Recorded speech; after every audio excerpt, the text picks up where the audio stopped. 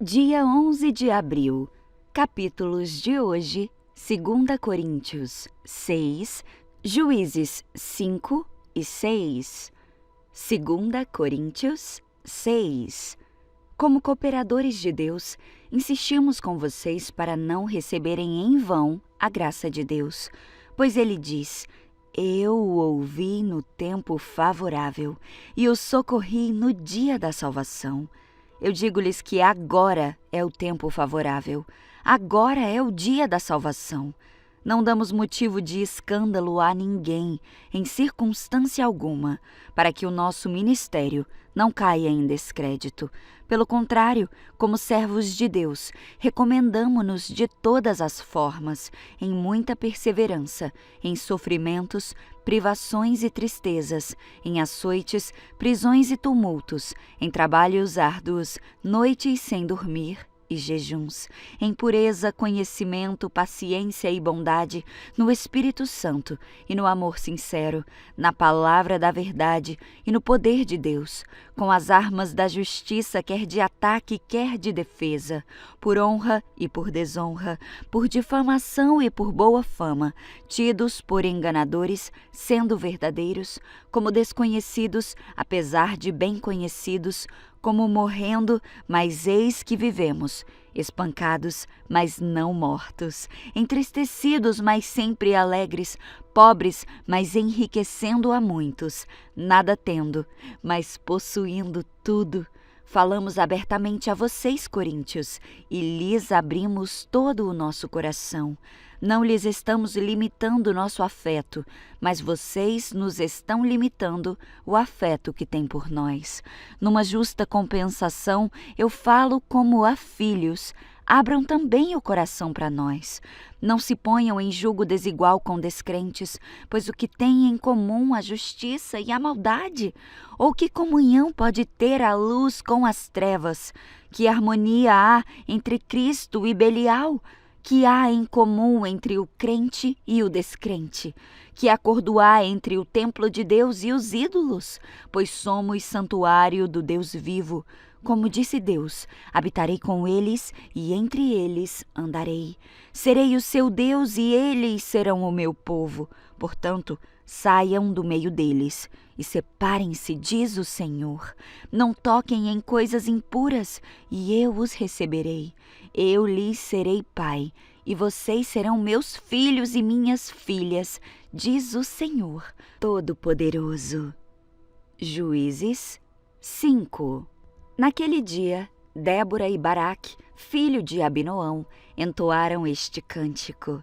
Os líderes de Israel assumiram o comando e o povo os seguiu de boa vontade. Louvem ao Senhor.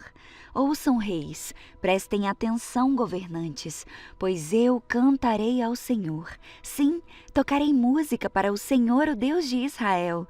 Senhor, quando saíste de Seir e marchaste desde os campos de Edom, a terra tremeu e as nuvens do céu despejaram chuva. Os montes estremeceram na presença do Senhor, o Deus do monte Sinai, na presença do Senhor, o Deus de Israel. Nos dias de Sangar, filho de Anate, e nos dias de Jael, ninguém passava pelas estradas, e os viajantes tomavam caminhos tortuosos. Restavam poucos nos povoados de Israel, até que Débora se tornou uma mãe para Israel. Quando Israel escolheu novos deuses, a guerra chegou às portas da cidade, mas não se via um só escudo ou lança entre 40.000 guerreiros de Israel. Meu coração está com os comandantes de Israel, com aqueles que se ofereceram para lutar. Louvem o Senhor. Considerem estas coisas, vocês que montam em jumentas brancas, que se sentam em finas mantas, vocês que caminham pela estrada, ouçam os músicos dos povoados reunidos junto aos bebedouros. Ali relatam as justas vitórias do Senhor, as justas vitórias de seus camponeses em Israel. Então o povo do Senhor desceu às portas da cidade. Desperte, Débora, Desperte, desperte, desperte e entoe um cântico. Levante-se, Baraque, leve embora seus cativos, filho de Abinoão. Então os sobreviventes desceram contra os poderosos. O povo do Senhor marchou por mim, contra os guerreiros. Desceram de Efraim, terra que antes pertencia aos amalequitas. Seguiram você, Benjamim, com seus soldados. De Maquir desceram os comandantes, de Zebulon os que levam a vara de comando. Os príncipes de Issacar estavam com Débora e Baraque. Sob suas ordens desceram ao vale. Mas na tribo de Ruben houve grande indecisão, porque ficaram entre os currais, ouvindo os pastores assobearem para os seus rebanhos. Na tribo de Ruben houve grande indecisão. Gileade continuou a leste do Jordão, e porque Dan ficou junto aos navios. Asser sentou-se inerte na praia e permaneceu em seus portos.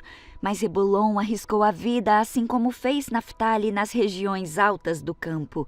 Os reis de Canaã vieram e lutaram em Taanaque, perto das águas de Megido, mas não levaram despojos de prata. Desde o céu as estrelas lutaram. As estrelas em suas órbitas lutaram contra Cícera. O rio Quisson os arrastou. O antigo ribeiro Quisson, que eu marche adiante com coragem. Os cascos dos cavalos martelavam o chão. Galopavam, galopavam seus poderosos carros, cavalos de guerra. Amaldiçoem os habitantes de Meroz. Disse o anjo do Senhor: amaldiçoem duramente, pois não vieram ajudar o Senhor contra fortes guerreiros. Jael, esposa de Eber, o queneu, é a mais abençoada entre as mulheres. Que ela seja a mais abençoada das mulheres que vivem em tendas. Cícera lhe pediu água, e ela lhe deu leite. Numa vasilha digna dos nobres, trouxe-lhe coalhada. Com a mão esquerda, pegou uma estaca de tenda, com a direita o martelo de trabalhador. Com eles atacou Cícera e esmagou sua cabeça. De um só golpe rachou e atravessou o seu crânio. Ele se curvou, caiu e ali ficou, estirado aos pés de Jael. E no lugar onde se curvou, ali caiu e morreu. Da janela, a mãe de Cícera olhava para fora. Atrás da treliça da janela, clamava: por que seu carro de guerra demora tanto? Por que não se ouve o som das suas carruagens? Suas acompanhantes mais sábias respondiam, e ela repetia estas palavras a si mesma: devem estar repartindo os despojos que tomaram, 1 ou 2 moças para cada homem. Haverá túnicas coloridas para Cícera, túnicas coloridas e bordadas. Sem dúvida, no despojo haverá túnicas coloridas e bordadas, dos 2 lados. Senhor, que todos os teus inimigos assim sejam destruídos, mas aqueles que te amam, que se levantem como o sol com toda a sua força. Então houve paz na terra durante 40 anos. Juízes 6. Os israelitas fizeram o que era mal aos olhos do Senhor. Por isso o Senhor os entregou nas mãos dos midianitas durante 7 anos. Os midianitas eram tão cruéis que os israelitas fizeram para si esconderijos nas montanhas, nas cavernas e nas fortalezas. Sempre que os israelitas faziam o plantio, saqueadores de Midian, de Amaleque e de outros povos do leste atacavam Israel. Acampavam na terra e destruíam as plantações até Gaza. Levavam ovelhas, bois e jumentos, e não deixavam coisa alguma para Israel.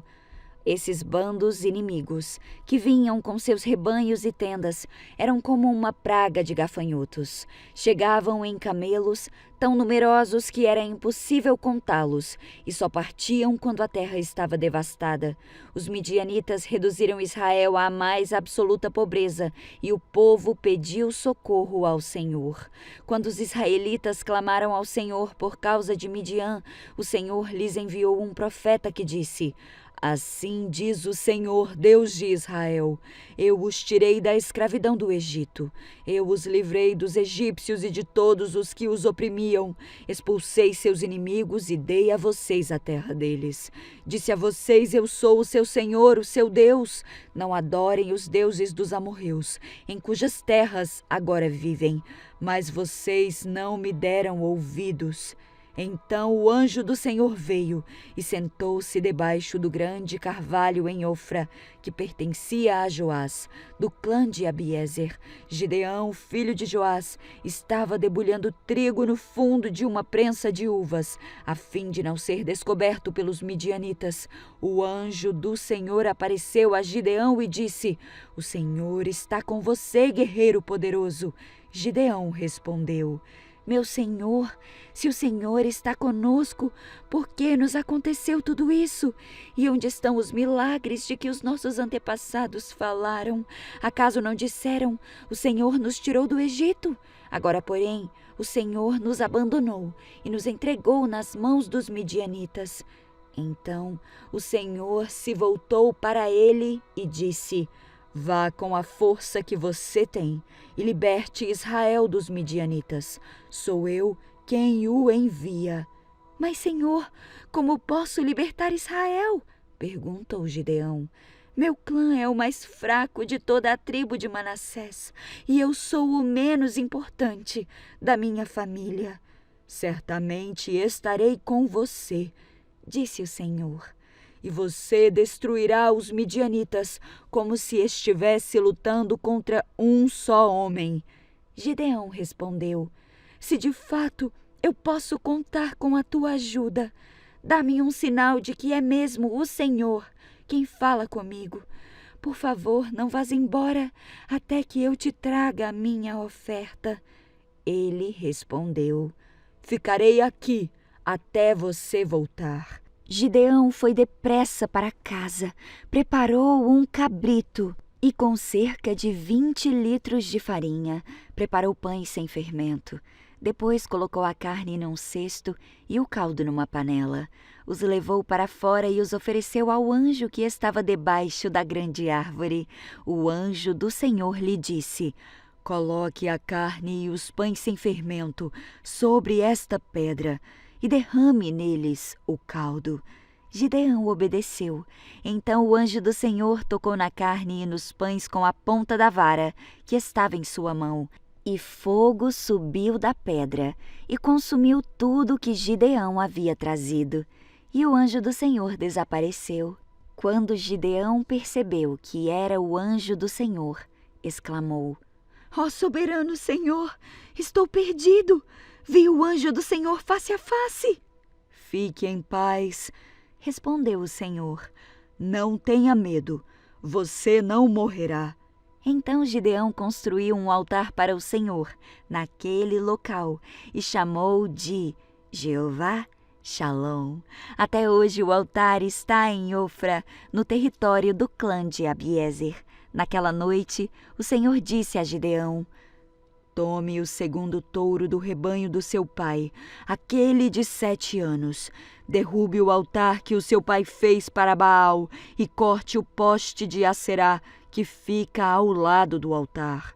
Depois construa um altar para o Senhor seu Deus, no alto desta colina, arrumando as pedras com cuidado. Sacrifique o touro sobre o altar como holocausto e use como lenha a madeira do poste de Acerá que você cortará. Gideão levou 10 dos seus servos e fez o que o Senhor mandou. Porém, fez tudo de noite com medo da sua família e do povo da cidade. Logo cedo, no dia seguinte, quando os habitantes da cidade começaram a despertar, alguém descobriu que o altar de Baal havia sido derrubado e que o poste de Acerá, ao lado dele, tinha sido cortado. Em seu lugar havia um novo altar, sobre o qual estavam os restos do touro sacrificado. Os habitantes perguntaram uns aos outros: quem fez isso? Depois de uma investigação cuidadosa, descobriram que tinha sido Gideão, filho de Joás. Traga seu filho para fora! Os homens da cidade exigiram de Joás. Ele deve morrer, pois derrubou o altar de Baal e cortou o poste de Acerá. Joás, porém, gritou para a multidão que o confrontava: Por que vocês defendem Baal? Acaso pretendem salvá-lo? Quem lutar pela causa dele será morto pela manhã. Se Baal é realmente um deus, que ele próprio se defenda e destrua quem derrubou o seu altar. Dali em diante, Gideão foi chamado de Jerubaal, isto é, que Baal lute com ele, pois derrubou o altar de Baal.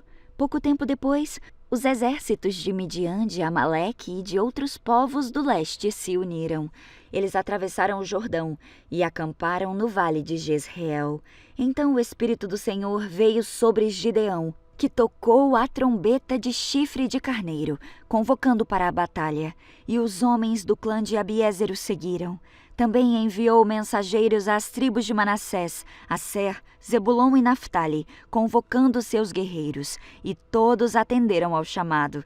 Então Gideão disse a Deus: Se de fato vais me usar para salvar Israel, como prometeste, dá-me uma prova da seguinte forma: hoje à noite deixarei um pouco de lã na eira, onde se peneiram os grãos. Se pela manhã a lã estiver molhada de orvalho, mas o chão estiver seco, saberei que vais me ajudar a salvar Israel, como prometeste. E foi exatamente o que aconteceu. Na manhã seguinte, bem cedo, Gideão se levantou, espremeu a lã e recolheu uma tigela cheia de água. Então Gideão disse a Deus: Eu peço que não fiques irado comigo, mas que me permitas fazer mais um pedido. Deixe-me usar esta lã para mais uma prova. Dessa vez que a lã fique seca e o chão ao redor fique coberto de orvalho. Naquela noite, Deus fez o que Gideão havia pedido. Pela manhã, a lã estava seca, mas o chão estava coberto de orvalho.